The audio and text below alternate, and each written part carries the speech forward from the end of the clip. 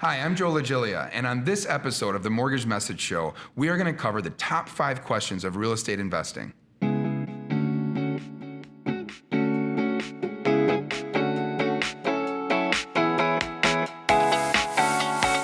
Hey everyone, Joe LaGilia here with the Mortgage Message Show. I am joined today with Lauren Borjon of the Moustis Group of Keller Williams Experience in Downers Grove. Hey Lauren, how are you? I'm good, how are you? Doing so good.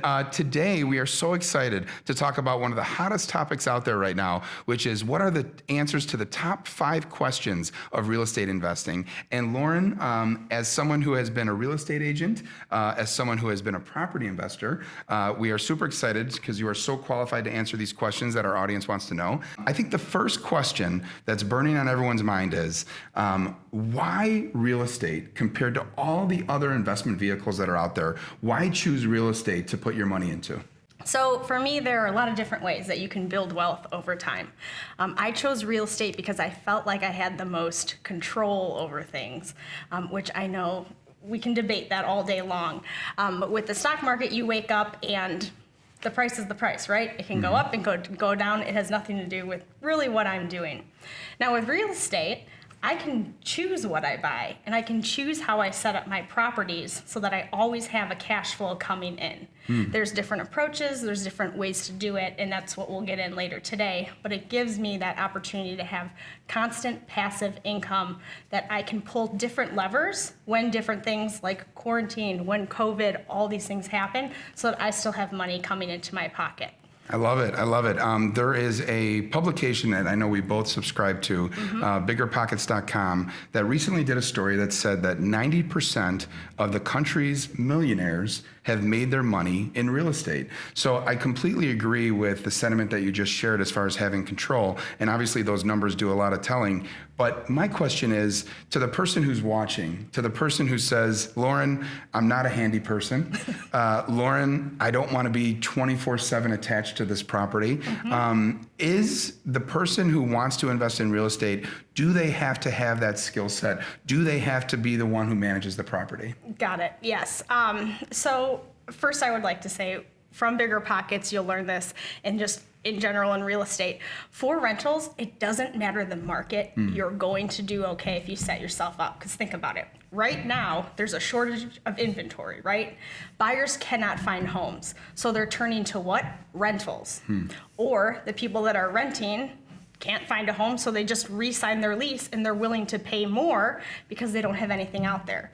Flip that, we're in a down market, people can't get approved for loans, what are they gonna do? They're gonna go to a rental because you have to have somewhere to live. So your property in any market is going to be bringing in money because someone always needs your home. Yeah, that's so good. That's so good. And definitely right now, when we look at the temperature of the market right now, to your point, with this low inventory, we were sharing a story before we went recording here and talking about how in the purchase market, there's obviously bidding wars that are occurring. Yes. Does the bidding war also occur on the rental side? Good question. So I'll address that and then go back to the other one because I segued us a bit. So yes, right now there is a bidding war on everything. So the rentals that we have, the people coming in, we're getting 50, 60 calls on one rental. Wow. And they're then renting for over what they're asking. So yes, it is such a hot market. I've been calling my investors to say, hey, this is what I'm seeing. Who wants to buy a house so that you can immediately put in one of these 60 renters that didn't get this one, right? Yeah, absolutely. And that's my job, is to help you vet through those homes that are going to be good rentals for you. I just need someone to raise their hand. That's great. So then you had asked, do you need to be handy to have your own property and manage a property? And do I have to be tied to my phone 24/7? I am not handy. I don't do anything around the house. I have no interest in doing that stuff, and I own properties. I sit here in Illinois as we talk. Yeah. And you know this because you're my loan officer. Absolutely. I have properties outside of Illinois in the Carolinas. I don't do any of the maintenance. I don't do any of the property management. When I run the numbers on a property to decide if it's a good buy or not, I put in the percentage that's going to be paid to a property manager to do it. So I spend maybe 5 to 10 minutes a week on my properties. Wow. So I don't lose sleep at night because I have a very conservative policy, which we'll talk about, and I have someone else doing that for me.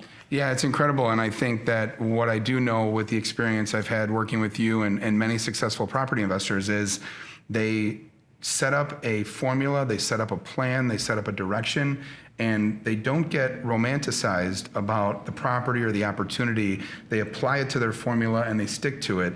Talk a little bit about the plan as far as from a 30,000 foot view, but also the ability to stay consistent and not allow your emotions to get the best of you when opportunities come your way. Okay, so I think that comes with learning as you go. Absolutely. I was very emotional on the first purchase because Sure. I picked houses that I wanted to live in, right? Yes. Mine was from afar, but I'd be like, ooh, I don't like that, or I don't like that countertop. And my realtor would be like, nope, you're not living here. Get that out of your head, It's right? good. It's good. So it was coming up with my criteria, much like you would do when you buy a house, right? Of what I need for a rental, but changing it a little bit, right? So what's going to protect me in any market? What's going to make the most appealing of a buy, right? Is it near hospitals? Is it near highways? Is it near an airport? Is it near public transportation of some kind, whether it's train, whatever they're building in that case? Is it near a college? Are you okay with college kids, or are you looking for single family? I personally buy all of my properties in the top schools in the towns that I buy in, so that I know I'm constantly going to get single families that want to stay in the district, so they're going to take care of my properties, good. right? We also look at what's the criteria for a home in that market that people want to move in. In Chicago, everyone wants 3-bedroom, 2.5 bath. I want a master suite, right? Yeah, you want an absolutely. attached car garage because no one wants to go outside when it's cold outside. Absolutely. You better have a basement because God knows a tornado might pop down right in front of your house, Yes. right? In the Carolinas, not a thing. Wow. Not a thing. So 3-bedroom, 1 bath. Laundry is detached from the home. Oh, There wow. aren't any garages and there aren't any basements.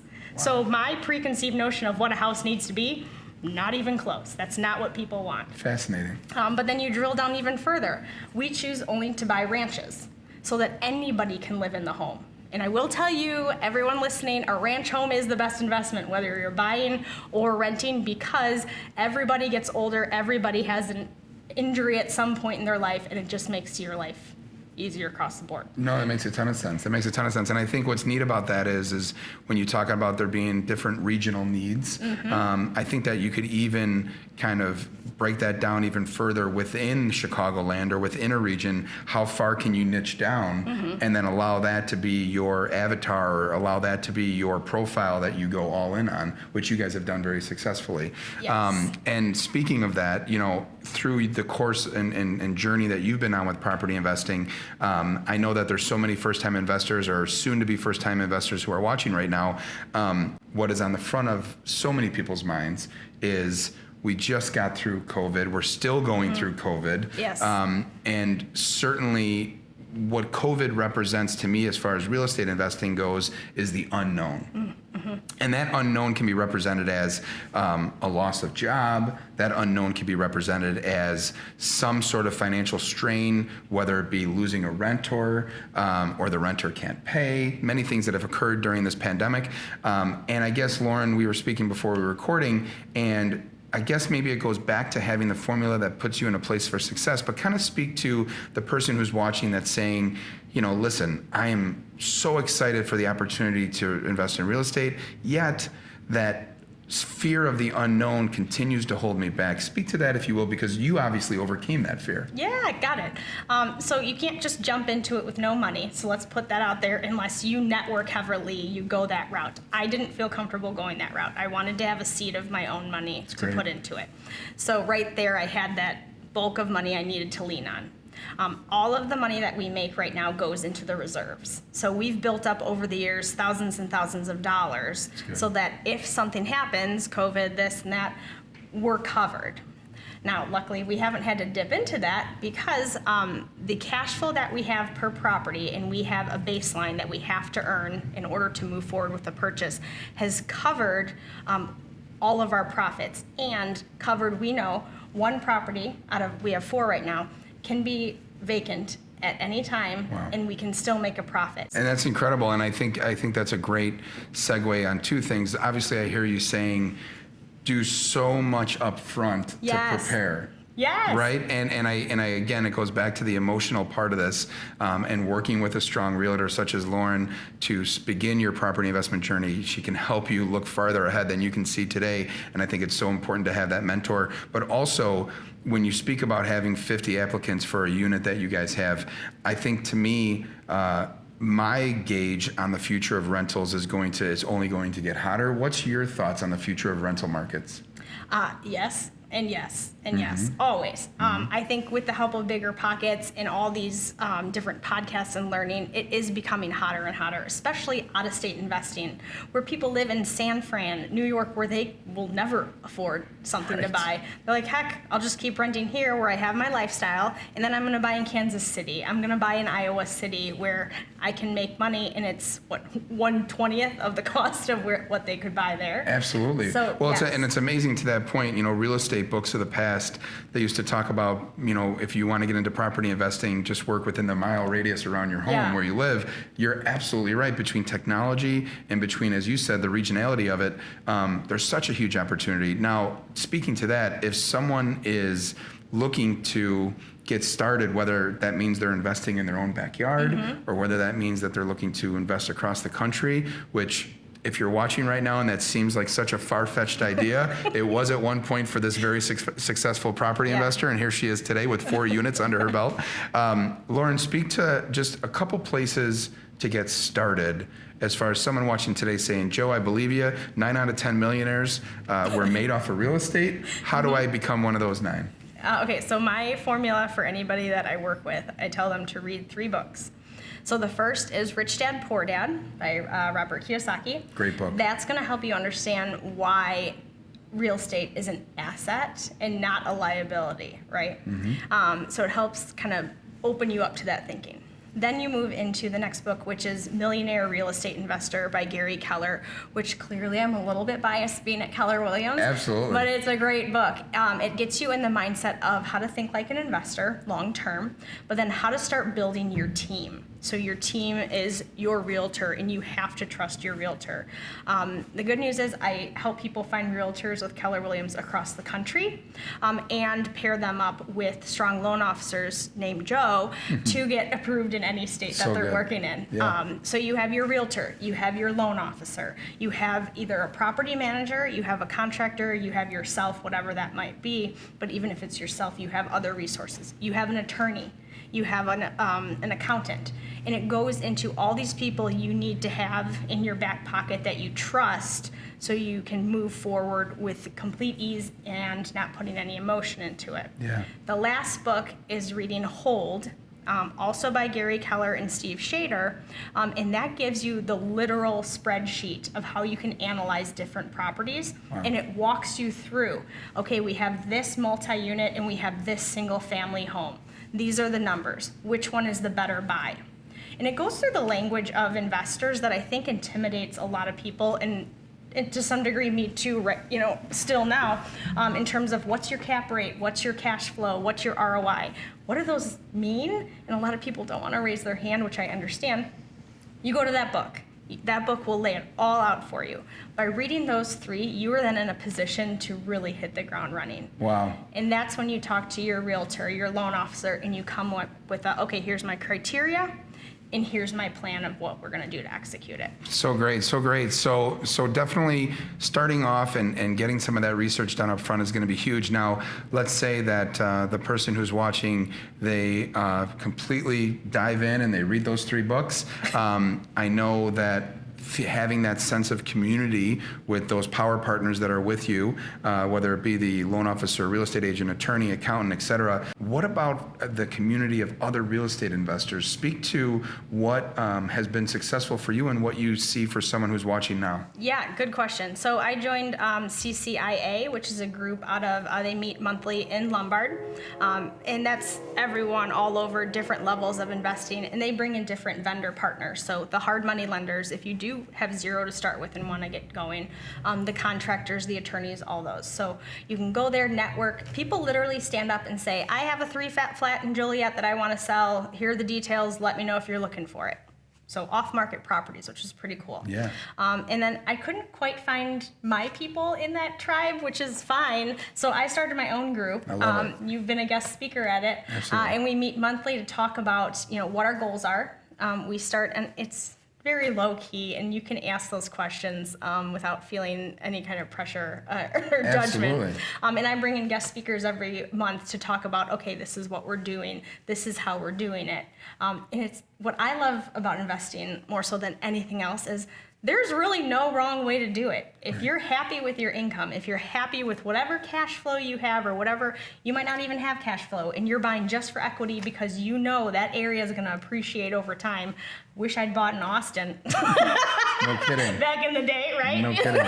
Among other places. Yeah. There's no wrong way, and you can learn from every single person as long as you have an open mind. It's great. It's great. And I think it's a really good point that you've made, surrounding yourself with the right people that give you the information based on integrity, that are looking to help build the bridge. People like Lauren who allow a very, very approachable format to be able to begin and learn.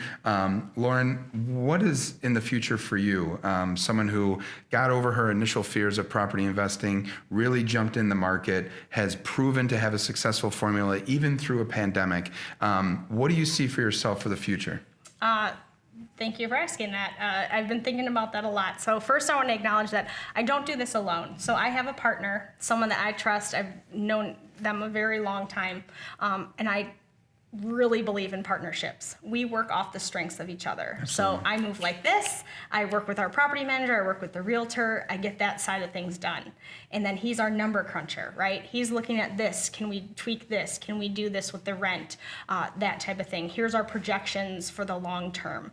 And we meet on a regular basis to discuss what we're looking to do. So between the two of us, our plan is that we want to buy at least 1 to 2 properties every year for probably the next 10 to 20 years. Wow. Because we want to be able to either live off this money. Neither of us plans on actually retiring. That sounds a little boring. Sure. But we do want to be able to say, hey, we're going to go travel for a month and we're fine because we have all this income coming in. Sorry, I'm shutting off my phone. It's beautiful. And I can shut off my phone because I'm not a property manager. That's right. That's right.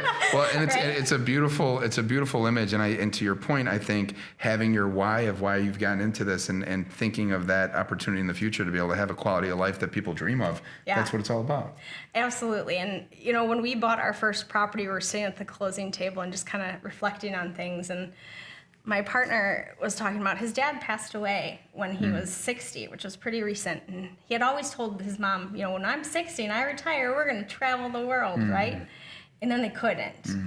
Neither of us wants that. We want to be able to travel now, do things with our kids, do things with whatever we want, really, and not have to wait till we're 60, 70 years old to truly enjoy life. I love it. I love it. Yeah. That's such a good message. And hopefully if you're watching and you are inspired to be able to start your journey in property investing, Lauren, you speak of obviously so many different ways to get started. But if someone wants to connect with you either on the real estate side or absolutely wants to connect with you on beginning their journey of property investing, what's a good way for someone to get a hold of you? I would say Facebook's super easy. So Lauren, that's pretty easy to spell, and then Borjon, B as in boy, O-R-J-O-N as in Nancy, and message me. So great, so great. Our guest today for the Mortgage Message Show is Lauren Borjon of the Moustis Group of Keller Williams Experience in Downers Grove.